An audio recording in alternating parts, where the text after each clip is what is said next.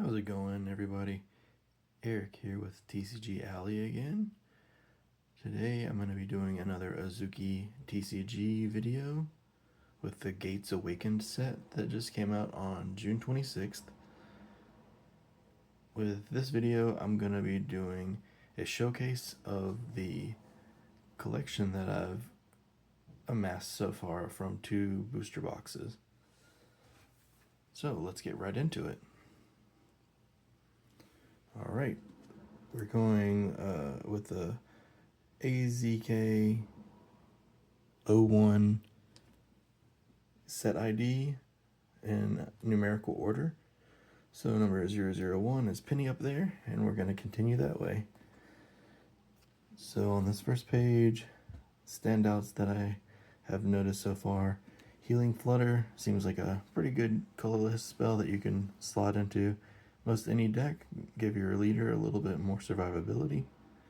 And then down here in the bottom left is what I'm thinking of as the Infinity Stones of Azuki, which is the red bean, which is a legendary bean.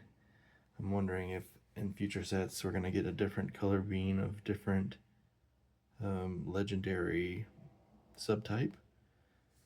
But that one gives an entity with a cost of 4 or less charge for the turn, which allows them to attack the very turn that they come into the garden.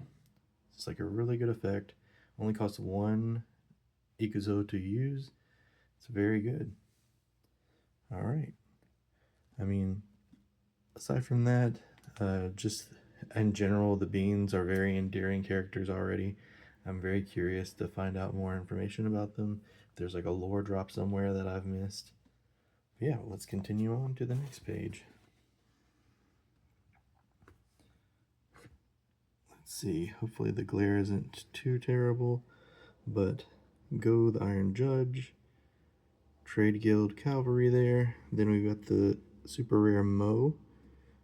I mentioned yesterday in the unboxing video, Mo is very useful as a colorless entity that can be put into any color and gain a different effect based on the leader, whichever element the leader happens to be. So I'm definitely going to look at the effects of that one and see which one it sounds like the one copy that I have of Mo would be most useful to be added to. I did watch the first short anime on the Azuki YouTube channel and happened to see this Mirage Frog in that, which is a cool callback. And then, of course, no anime style property is complete without the power of friendship. On to the next page. I really like the design of that moonlit crane. Got the Kaya Mizumi next to it, and then the incredibly powerful Soryu no Rin, another super rare card.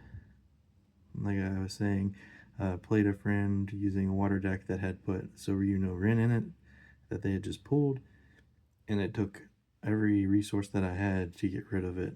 It was very strong. Alright. Moving on, we're going to go to the next page again now.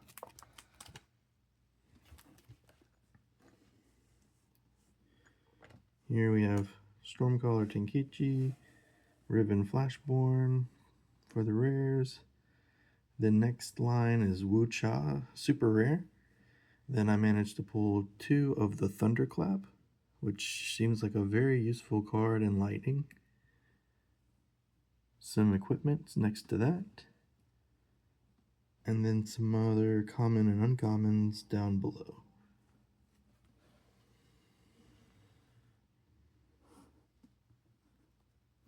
Next we've got the Shroom Tender as a standout.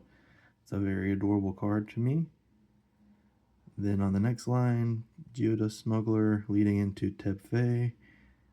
The ability of Tepfei just seems really crazy, giving it God mode. I love that they just called it that, which is appropriate considering its effect says it cannot leave the field by taking damage or by card effects.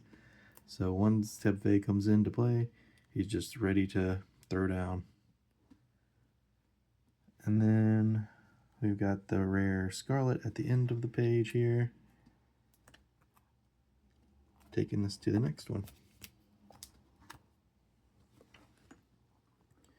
And this one, standout is, let's see if I can make this glare a little bit better. Picaro is a rare, leading into the entity version of Zero, which another 8 costing entity on par with Saruna Rin and Tepfe as far as power and its survivability goes. Very cool card. And then down here, got a couple of spells for fire and a lot of different beans. And as well, TCG Alley definitely has to talk about the Alley Fetch Duck. That's very funny. Got to figure out a way to put that into at least one deck. On to the next page, some more beans, including the fermented beans, which is very funny to me. And then the standout for this page, I'd say, are the gin and tonicas, both the SR and the SR alt art. It's kind of hard to say which one I think is a better representative of the two of them. Definitely has like a unique approach, I would say, to each version. Moving along, what is probably the favorite card that I pulled so far is Mizuryu's Torrent. We've got the super rare version up in the top right here. And then the version that I'm most happy with is the alt art Mizuryu's Torrent. I had managed to pull 2 Mizuryu's Torrent that I was using in my Shao deck. And without both of them, I would have lost. I was down to 1 life.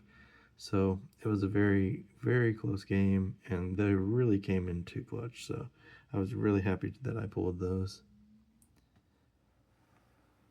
Down here towards the bottom, we got Pulled Under, which is a very good, powerful card, allowing most anything except for those top tier 8 costers to be sent back to the bottom of the owner's deck, which is a very powerful effect.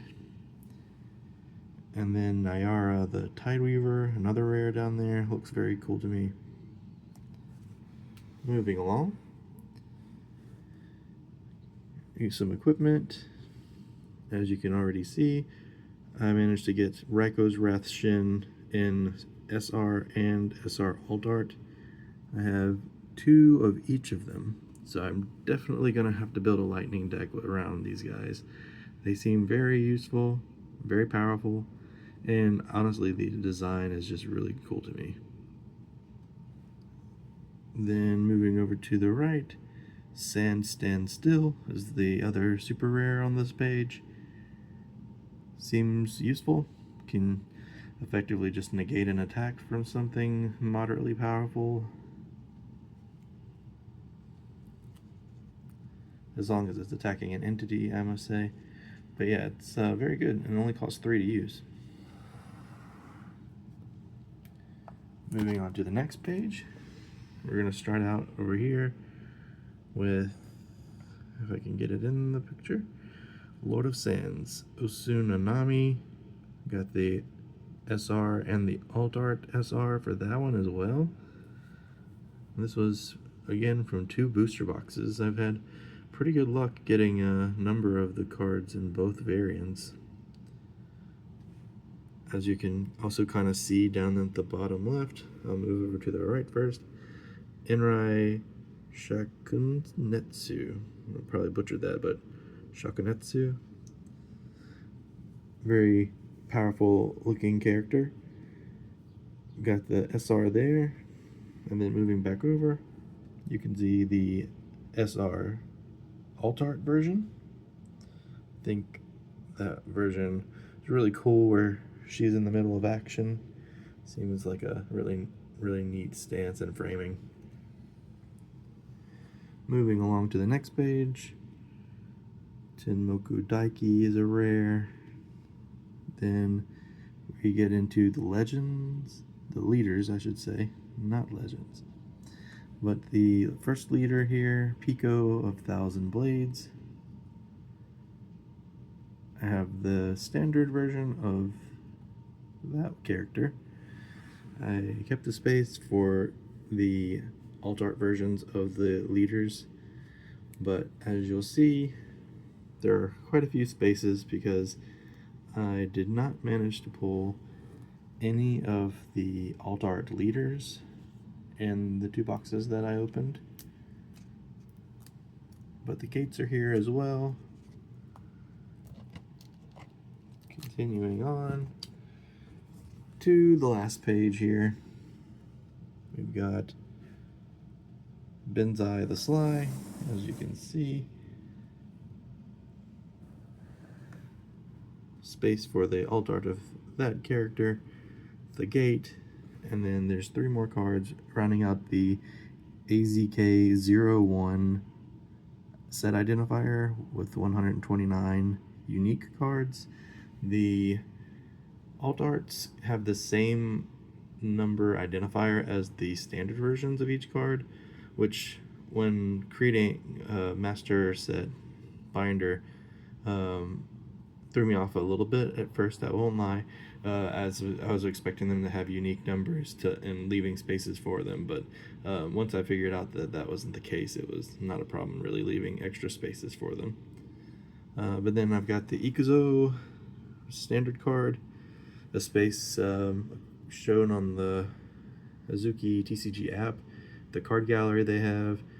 There is apparently an alt art Ikuzo, so I have a space for that, as well as the token down here. And then the remaining cards that were shown on the gallery suggest that they're all characters and gates mostly that are alt arts from the starter deck characters, such as with Shao or Zero, all of the 4 characters that you could pull from, well, not pull, but just get in your starter decks. But they had multiple variants, although some of them show the alpha symbol, so I don't know if those are things that you could actually get from the standard Gates Awakened booster packs that are out as of the 26th of June, or if those were cards that were specific to an alpha version previously. So a little confusion on at least my part on which ones are totally available and which ones aren't. But yeah, I was definitely going for the Portrait Shao as my chase card, so not getting that in my 2 booster boxes was unfortunate, but that is how those things go with the pull rates of the most elusive and rare cards. But it's basically what you see on the pack there is the framing of the Shao alt art that I was looking for. But yeah, that's everything that I've got so far in my collection. I'm very happy overall with my 2 boxes. I managed to only get 1 duplicate SR rarity or above in my second box, so that was incredibly good luck for me. So yeah, the only things that I need to try to hunt down and trade for are going to be leader alt arts, and then the cards that are from starter deck alt arts and so forth. But I hope you enjoyed this showcase video, and just leave a comment down below if you have anything that you'd like to have me do another video with Azuki about, as far as how it plays or deck showcases when I make certain ones. Just let me know what you think. Alright, thanks for watching. See ya.